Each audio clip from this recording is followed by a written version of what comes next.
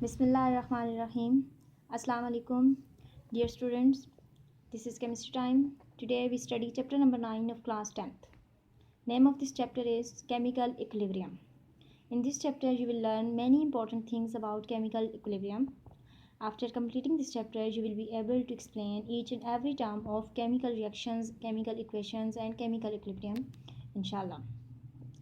Chapter number 9 chemical equilibrium, इस chapter के नाम से जो हो रहा है कि ऐसा केमिकल रिएक्शन जिसमें इक्विलिब्रियम जो है वो इस्टेब्लिश हो सके। इंट्रोडक्शन की तरफ बढ़ते हैं। A complete reaction is one in which all the reactants have been converted to products.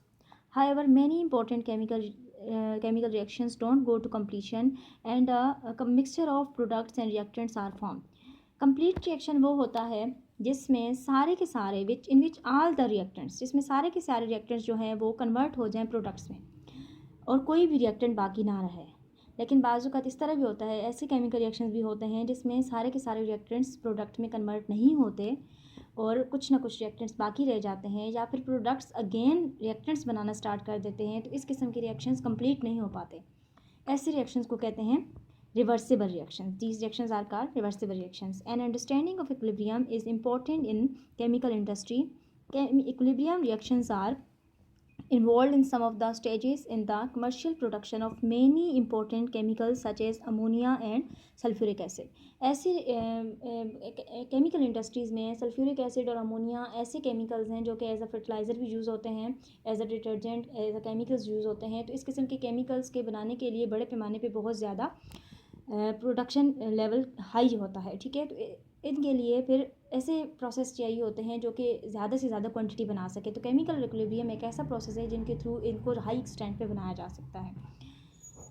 in a closed container the formation of ammonia from its elements don't produce the any great extent, yet as you will learn in this chapter this vital substance is manufactured on multi-million ton scales annually by applying this principle of equilibrium. इस process के through, इस equilibrium chemical equilibrium process के through, principal के through इस किस्म के chemicals को बड़े एक्सटेंट पे, बड़े लेवल पे बनाया जा सकता है।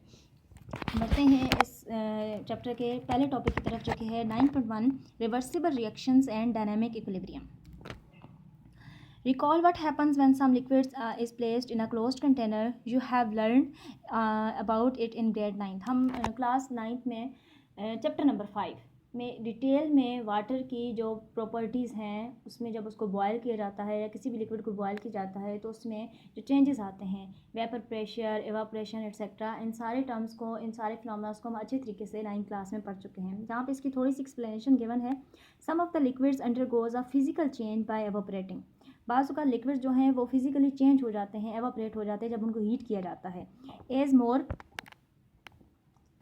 liquids evaporate, some of the vapors condenses due to collision with the surface of the liquid. बाज़ का इस तरह होता है कि जब किसी भी लिक्विड को, फॉर एग्जांपल वाटर को ले लें, उसको जब हम किसी कंटेनर में डालते हैं और उसको हीट करते हैं तो उसमें से कुछ वाटर के बबल्स जो हैं वो वापर फॉर्म में एवापोरेट हो जाते हैं, जबकि कुछ ऐसे हैं जो जिनकी काइनेटिक एनर्जी जब हाई होती है तो वो दीवारों के साथ, कंटेनर की दीवारों के साथ हिट करते हैं तो दोबारा वो क्या होते हैं, कंडेंस हो जाते हैं। मीन्स के लिक्विड वेपर्स में और फिर अगेन वेपर्स जो हैं वो डबल एयर शो कर रहा है कि वो लिक्विड में चेंज हो जाते हैं।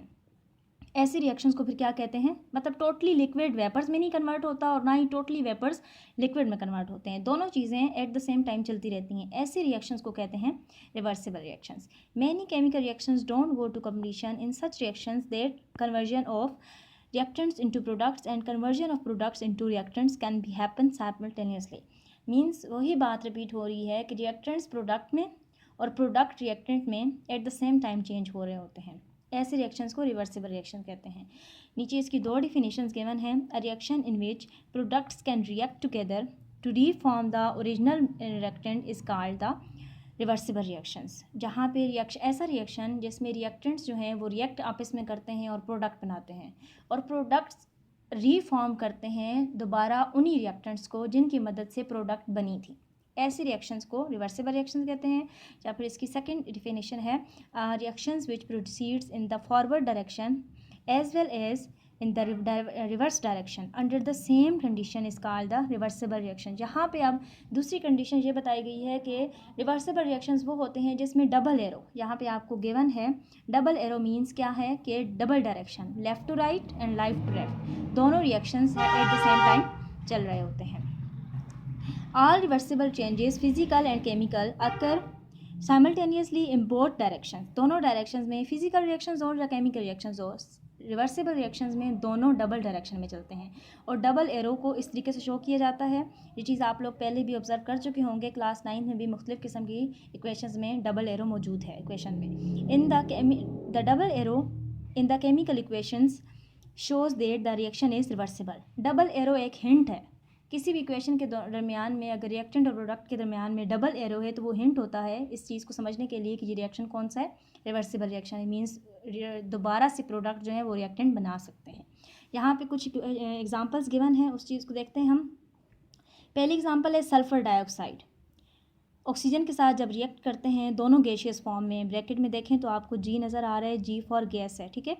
Sulphur dioxide plus oxygen, vanadium pentoxide, double arrow के ऊपर लिखा हुआ है वेनेडियम पेंटाऑक्साइड V2O5 की प्रेजेंस में 2SO3 बना रहे हैं। अब 2SO3 यहाँ पे प्रोडक्ट है, डबल एरो मीन्स कि यही 2SO3 डिकम्पोज होके अगेन SO2 और O2 बना सकता है।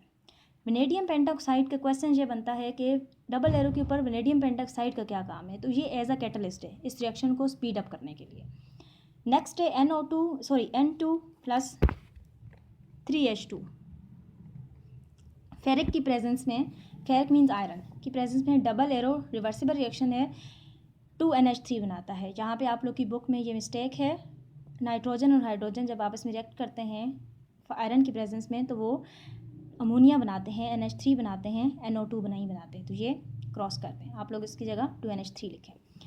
और इसके साथ साथ यहाँ पे एरो के नीचे आपको डिग्री सेंटीग्रेड और एटमॉस्फेरिक प्रेशर भी बताया गया है कि नाइट्रोजन और हाइड्रोजन किस एटमॉस्फेयर पे अमोनिया बनाते हैं, तो ये है 400 डिग्री सेंटीग्रेड टेम्परेचर होगा और 200 एटमॉस्फेरिक प्रेशर होगा, तब कहीं जाके इन दोनों का आपस में रिएक्शन कंप्लीट होगा और अमोनिया बनेगा।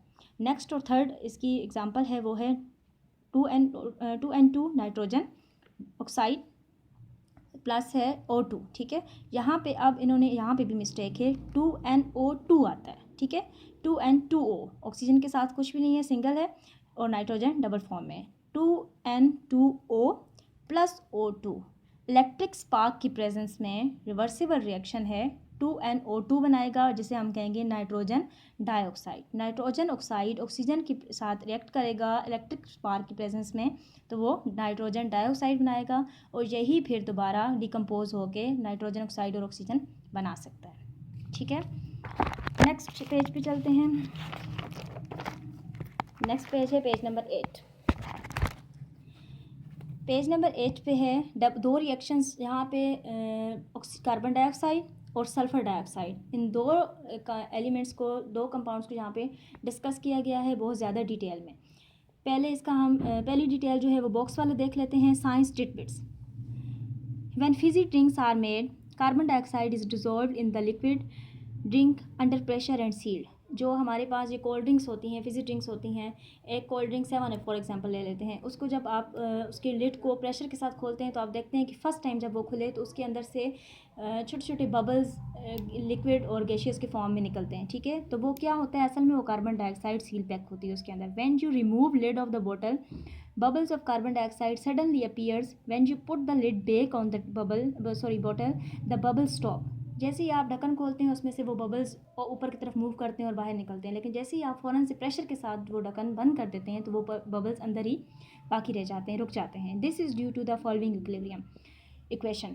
यहाँ पे है जी, देखें कार्बन डाइऑक्साइड गैशियस फॉर्म में उस बोतल के अंदर जब उसको फिल किया गया तो वो एक्वस में आ गई। एक्वस मीन्स कि वो लिक्विड में, वो गैस बोतल के अंदर जो बाकी की कॉन्सेंट्रेशन उसके साथ मिक्स हो गई, वही जब खुलती है तो वो गैशियस के फॉर्म में दोबारा वापस आ जाती है। The forward reaction happens during manufacturing.